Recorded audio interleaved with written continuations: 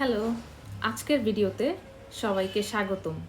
আমরা প্রথমেই একটা ক্লিনিক্যাল সেটিং চিন্তা করি। আমরা ডক্টর হিসেবে আমাদের চেম্বারে বসে আছি রোগীর জন্য। আমাদের কাছে একজন পেশেন্ট আসলেন। পেশেন্ট এসে কমপ্লেইন করছেন, তার উইকনেস, ফ্যাটিগ, ডিজনিয়া আছে, অর্থাৎ দুর্বল লাগে সব সময়। কোনো কাজ করতে গেলে মনে হয় যেন ব্রেথলেসনেস।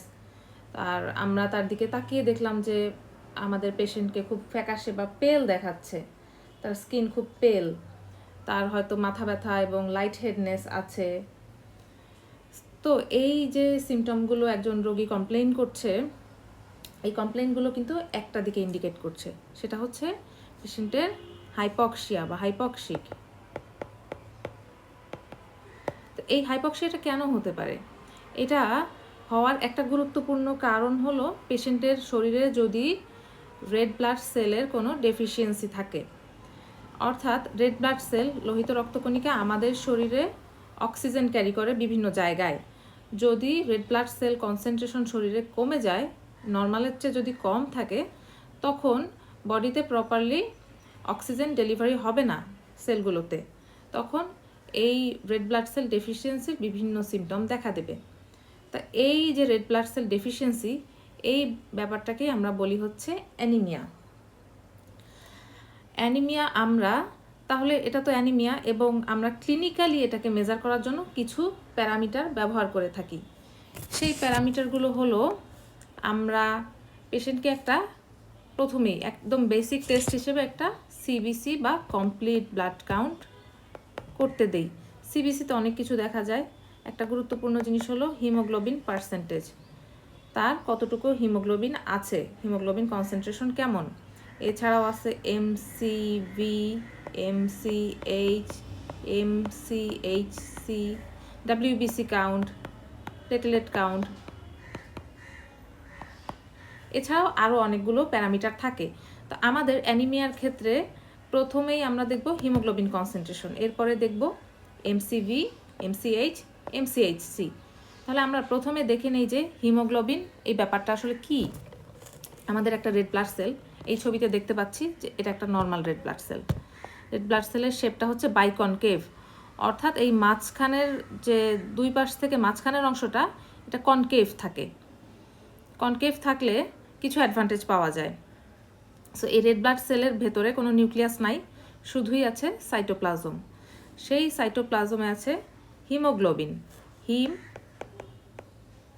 Plus globin protein.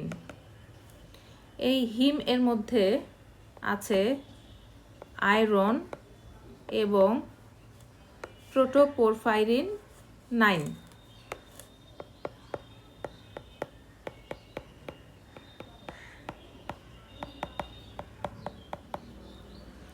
এখন আমাদের যদি কোনো কারণে আয়রন ডেফিসিয়েন্সি হয় তাহলে অ্যানিমিয়া হতে পারে, কোনো কারণে প্রোটোপোরফাইরিন 9 সিনথেসিসের সমস্যা হলে অ্যানিমিয়া হতে পারে, কারণ তখন হিমের প্রোডাকশনটা প্রপারলি হবে না। হিমের প্রোডাকশন প্রপারলি না হলে হিমোগ্লোবিন কনসেন্ট্রেশনও কমে যাবে, হিমোগ্লোবিন কনসেন্ট্রেশনও কমে যাবে। তাহলে আমরা যখন হিমোগ্লোবিন কনসেন্ট্রেশনটা দেখব ক্লিনিক্যালি, যখন আমরা একজন মেলের ক্ষেত্রে হিমোগ্লোবিন কনসেন্ট্রেশনটা <13.5 গ্রাম পার ডেসিলিটার ও একজন ফিমেলের ক্ষেত্রে <12.5 গ্রাম পার ডেসিলিটার হিমোগ্লোবিন কনসেন্ট্রেশন দেখব, এই ক্লিনিক্যাল কন্ডিশনটাকে আমরা বলবো অ্যানিমিয়া। অ্যানিমিয়াকে তাহলে আমরা ক্লিনিক্যালি বলতে পারি যখন মেলের ক্ষেত্রে হিমোগ্লোবিন কনসেন্ট্রেশন <13.5, ফিমেলের ক্ষেত্রে হিমোগ্লোবিন কনসেন্ট্রেশন <12.5। তো এই তো গেল আমরা কখন হিমোগ্লোবিন কনসেন্ট্রেশন কমে অ্যানিমিয়া বলছি। তাহলে আমরা হিমোগ্লোবিনের স্ট্রাকচারটা একবার খেয়াল করি। হিমোগ্লোবিনের স্ট্রাকচারটা খেয়াল করলে এই স্ট্রাকচারাল অ্যাবনর্মালিটির কারণে যেসব অ্যানিমিয়া হতে পারে, সেই অ্যানিমিয়াগুলো আমরা খুব সহজেই আইডেন্টিফাই করতে পারবো। একটা হিমোগ্লোবিনের স্ট্রাকচার এখানে দেওয়া আছে, আমরা দেখতে পাচ্ছি হিমোগ্লোবিনের মধ্যে 4টা চেইন আছে, alpha chain, beta chain, alpha chain, beta chain.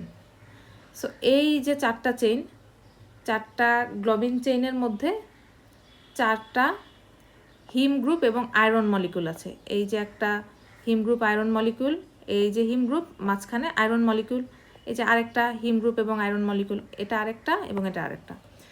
একটা হিমোগ্লোবিনে তাহলে 4টা চেইন থাকবে, 2টা আলফা চেইন, 2টা বিটা চেইন, এবং প্রতিটা চেইনের সাথে একটা আয়রন এবং একটা হিম গ্রুপ থাকবে। সো পেশেন্টের কোনো জেনেটিক ডিজিজের কারণে এই চেইনে কোনো সমস্যা দেখা যেতে পারে। আবার পেশেন্ট যদি আয়রন ইনটেক কম করে বা বডিতে আয়রন অ্যাবজর্পশন কম হয়, তখনও পেশেন্টের অ্যানিমিয়া দেখা দিতে পারে। মোস্ট কমনলি আমাদের কাছে পেশেন্টরা অ্যানিমিয়া নিয়ে আসে, যদি একটা বাচ্চা আসে, খুবই কমনলি দেখা যাবে তার হয়তো নিউট্রিশনাল ডেফিসিয়েন্সি, অর্থাৎ আয়রনের ডেফিসিয়েন্সি হচ্ছে, অথবা হয়তো তার হুকওয়ার্ম ইনফেস্টেশন আছে। এই হুকওয়ার্ম ইনফেস্টেশনের কারণে গাট থেকে তার আয়রন ডেফিসিয়েন্সি অ্যানিমিয়া হচ্ছে। অথবা যদি কোনো রিপ্রোডাক্টিভ এজ ফিমেল আসে, তার মেনস্ট্রুয়াল ব্লাড লসের কারণে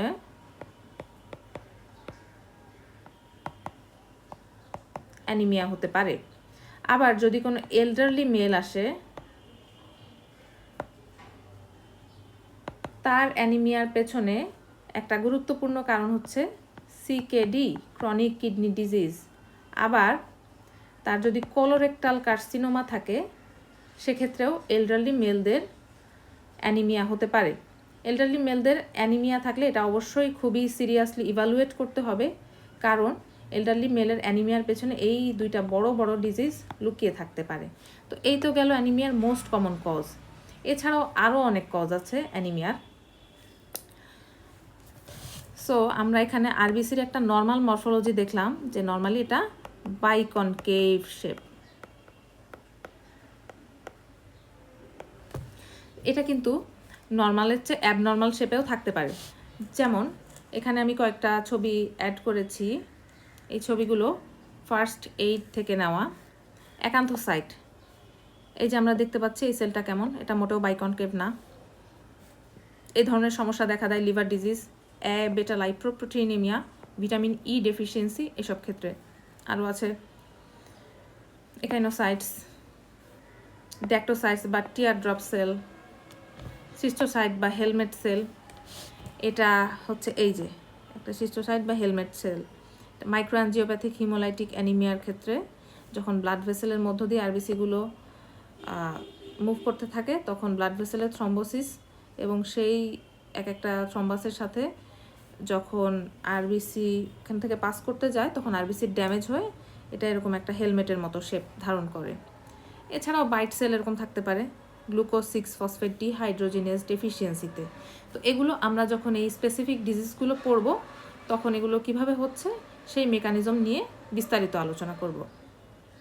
আচ্ছা, আরবিসির মধ্যে বেশ কিছু ইনক্লুশন থাকতে পারে। এই ইনক্লুশনগুলো অ্যাবনর্মাল। যেমন এখানে আমরা দেখতে পাচ্ছি আয়রন গ্র্যানিউল। এই আয়রন গ্র্যানিউলগুলো লেড পয়জনিংয়ের কারণে যদি সিডারব্লাস্টিক অ্যানিমিয়া হয়, ক্রনিক অ্যালকোহল ওভার ইউজের ক্ষেত্রে হতে পারে। আবার হাওয়েল জলি বডি, এটা গুরুত্বপূর্ণ একটা ইনক্লুশন। এই যে আমরা দেখতে পাচ্ছি আরবিসির ভিতরে একদম নীল রঙের একটা ডটের মতো, এটাই হচ্ছে হাওয়েল জলি বডি। এটা সিকেল সেল ডিজিজে থাকতে পারে। অ্যাসপ্লেনিয়াম, অর্থাৎ স্প্লেনিক ইনফাকশন হয়ে স্প্লিনটা নন ফাংশনাল, অথবা স্প্লিনেক্টমি করা হয়েছে, এই পেশেন্টদের ক্ষেত্রে হাওয়েল জলি বডি, এই ইনক্লুশনগুলো পাওয়া যেতে পারে। বেজোফিলিক স্ট্রিপলিং, আমরা আরবিসির সাইটোপ্লাজমে এরকম ব্লুইশ অনেকগুলো ডট দেখতে পাচ্ছি। এগুলো দেখা যায় সিডারব্লাস্টিক অ্যানিমিয়া এবং থ্যালাসেমিয়ার ক্ষেত্রে। এই যে হাইন্স বডি হচ্ছে গ্লুকোজ 6-ফসফেট ডিহাইড্রোজিনেজ ডেফিসিয়েন্সির খুব গুরুত্বপূর্ণ একটা মার্কার। হাইন্স বডি এটা একটা গুরুত্বপূর্ণ ক্লু। যদি আমাদের সিনারিওতে এরকম হাইন্স বডির উল্লেখ থাকে, আমরা গ্লুকোজ 6-ফসফেট ডিহাইড্রোজিনেজ ডেফিসিয়েন্সির কথা অবশ্যই মাথায় আনবো। আচ্ছা, একটা ফান ফ্যাক্ট, এটা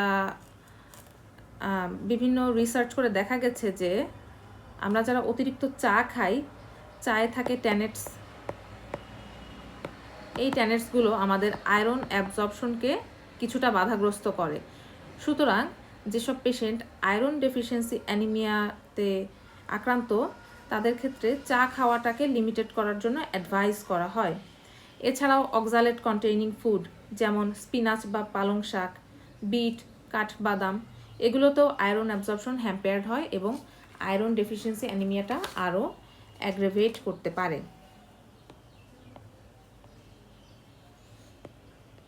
সো অ্যানিমিয়ার টাইপ, এই অ্যানিমিয়ার টাইপগুলো আমরা একটু আগে বলছিলাম যে আমরা ব্লাডে কী কী মার্কার দেখে থাকি।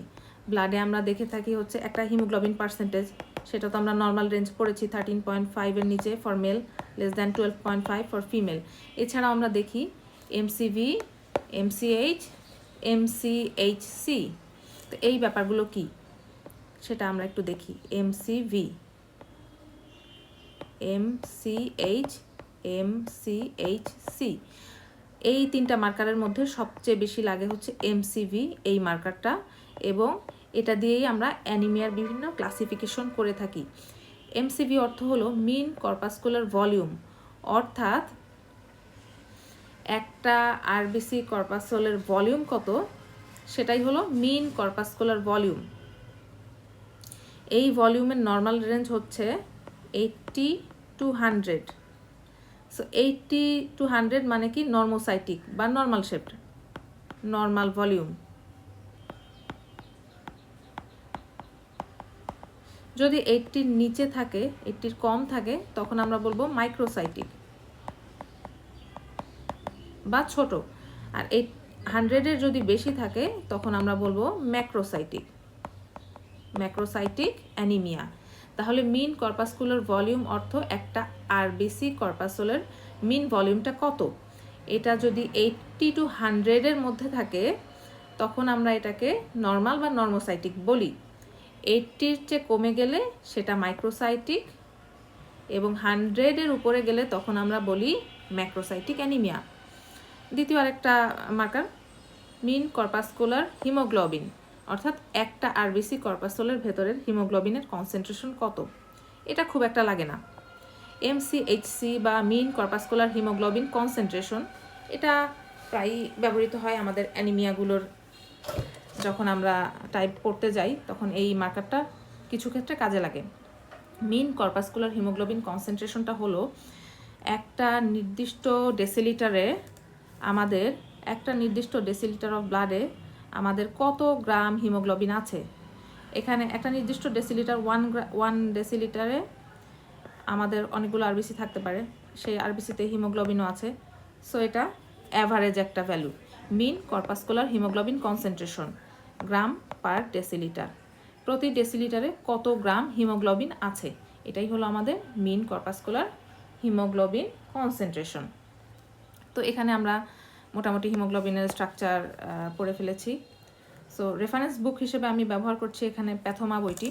প্যাথোমা বইটিতে এই প্যাথোফিজিওলজির অংশগুলো খুব ভালোভাবে দেওয়া আছে। এখানে আমি কিছু স্ক্রিনশট অ্যাড করেছি ফার্স্ট এইড থেকে। সো ফার্স্ট এইডে এই যে অ্যানিমিয়া ক্লাসিফিকেশন আমরা এতক্ষণ যেটা বললাম, microcytic less than 80, normocytic 80 to 100, macrocytic more than 100 femtolitre. So এই মাইক্রোসাইটিক অ্যানিমিয়া হলে আমরা কি কি ডিফারেন্সিয়াল ডায়াগনোসিস চিন্তা করব, এখানে তা দেওয়া আছে 4টা। এগুলো আমরা যখন স্পেসিফিক এক এক টাইপের অ্যানিমিয়া পড়ব তখন ইন ডিটেলস ডিসকাশন করা হবে। সো আমরা দেখি এখানে অ্যানিমিয়ার জেনারেলাইজড ডিসকাশনে কি আছে।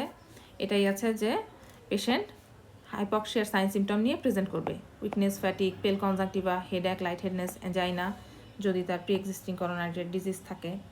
সো অ্যানিমিয়ার একটা ডেফিনিশন এখানে সংক্ষেপে লেখা আছে। সো এমসিভির উপর ভিত্তি করে তাকে মাইক্রোসাইটিক, নর্মোসাইটিক এবং ম্যাক্রোসাইটিক 3 ভাগে ভাগ করা হচ্ছে। তো এই ছিল আমাদের জেনারেলাইজড ডিসকাশন। এরপরে আমরা স্পেসিফিক মাইক্রোসাইটিক অ্যানিমিয়া সম্পর্কিত আলোচনা করা হবে, তারপরে নর্মোসাইটিক এবং সবশেষে ম্যাক্রোসাইটিক অ্যানিমিয়া কিভাবে হচ্ছে, কি কি কারণে হচ্ছে এবং কিভাবে আমরা ট্রিটমেন্ট করতে পারি ইত্যাদি বিষয়গুলো নিয়ে আলোচনা করা হবে। আশা করি সবাই বুঝতে পেরেছেন। ধন্যবাদ সবাইকে।